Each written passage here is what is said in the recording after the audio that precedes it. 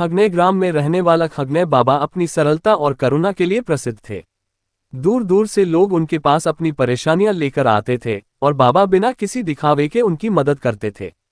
एक दिन गांव में भीषण सूखा पड़ गया। कुएं सूख रहे थे, खेतों में दरारें बढ़ रही थीं और लोग चिंतित थे। गांव वालों ने मिलकर खगनय बाबा के पास जाकर अपनी परेशानी बताई। बाबा ने शांत मुस्कान के साथ कहा, प्रकृति से प्रेम करो, वो तुम्हें कभी खाली नहीं लौटाएगी। इतना कहकर वे गांव के बाहर उस पुराने बरगद के पेड़ के पास पहुंचे जहां वे अक्सर जप किया करते थे। बाबा ने आंखें बंद कर दी और बड़े ही शांत स्वर में प्रार्थना करने लगे।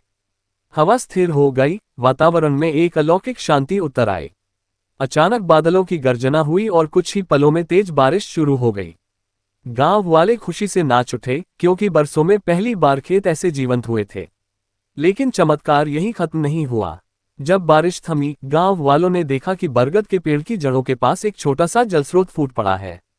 वह जलस्रोत कभी सूखा नहीं, गांव वालों ने उसे खगनय कुंड नाम दिया। धीरे धीरे वह पूरे गांव की जीवन रेखा बन गया। लोगों ने बाबा से पूछा, बाबा आपने ये कैसे कर दिखाया? बाबा मुस्कुराए और बोले, मैंने कुछ नहीं किया, बस प्रकृति को याद दिलाया कि यहाँ उसके बच्चे प्यासे हैं। उस दिन के बाद गांव वाले समझ गए कि सच्चा चमत्कार प्रेम, आस्था और प्रकृति के सम्मान में ही छुपा है।